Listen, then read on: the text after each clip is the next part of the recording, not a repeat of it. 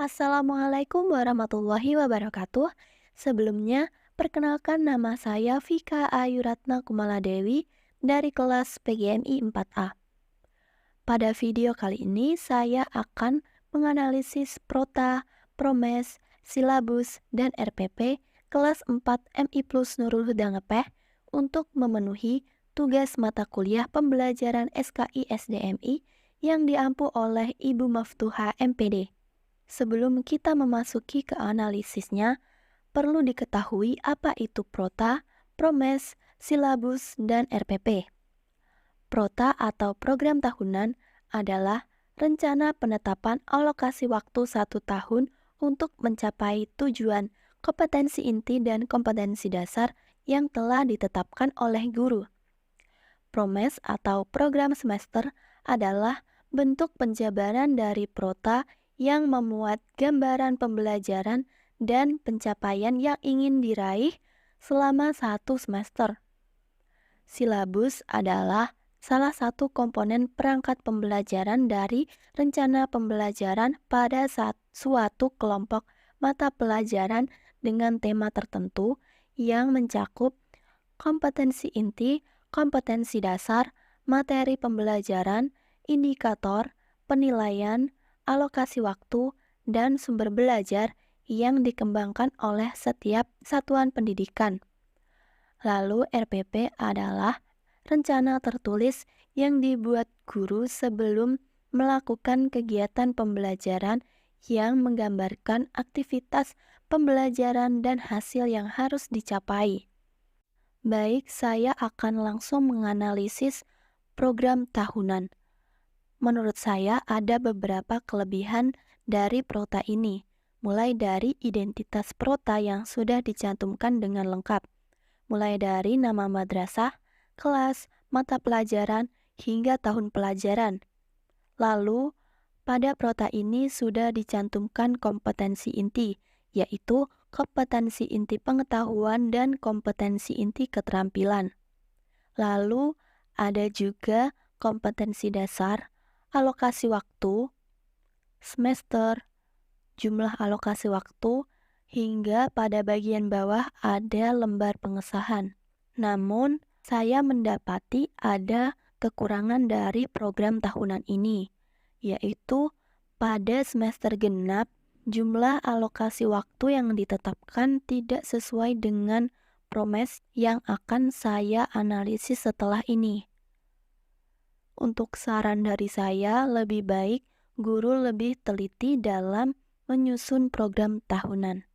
Selanjutnya, saya akan menganalisis program semester untuk semester ganjil. Ada beberapa kelebihan untuk Promes ini, seperti identitas Promes yang sudah dicantumkan dengan lengkap.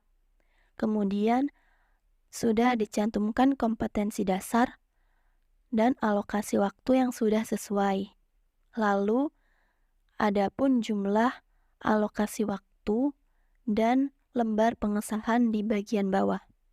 Untuk program semester genap ini, menurut saya ada beberapa kelebihan seperti identitas Promes sudah tercantum lengkap. Telah dicantumkan juga kompetensi dasar dan alokasi waktu.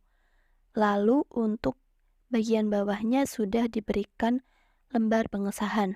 Namun, saya mendapati ada beberapa kekurangan dalam program semester genap ini, seperti kurang rapinya pengetikan KD pada kolom bagian atas paling kiri.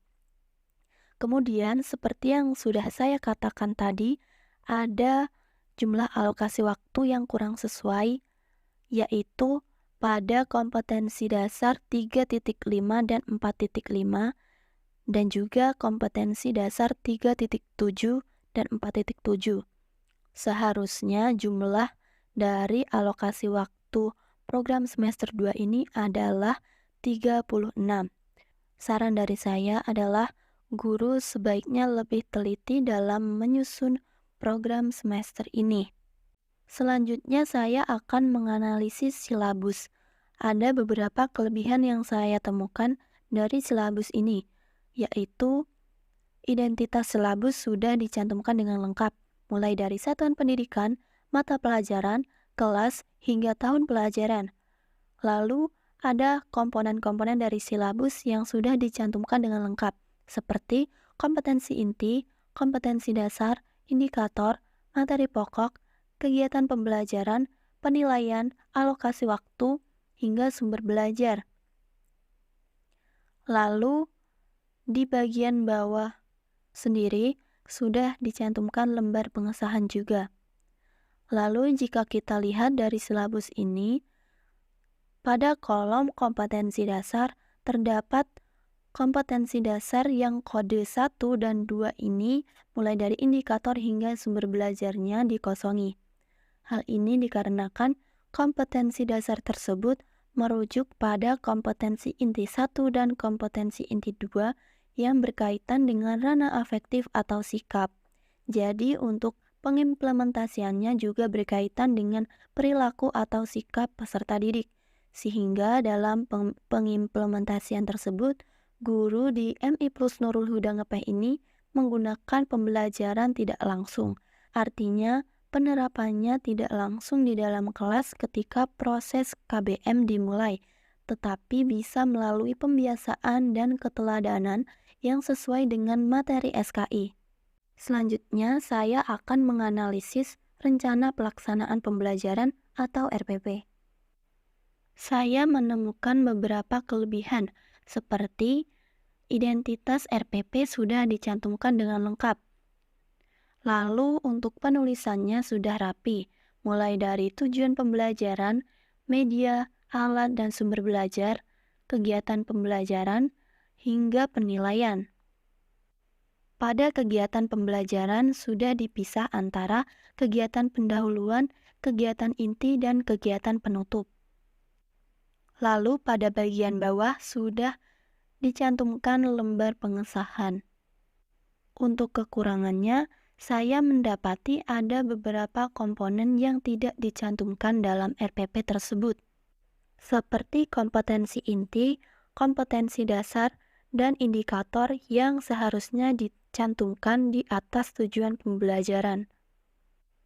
Untuk saran dari saya, lebih baik kompetensi inti, kompetensi dasar, dan indikator dicantumkan dalam RPP. Baiklah, sekian analisis dari saya. Bila ada kurang lebihnya, saya mohon maaf. Wassalamualaikum warahmatullahi wabarakatuh.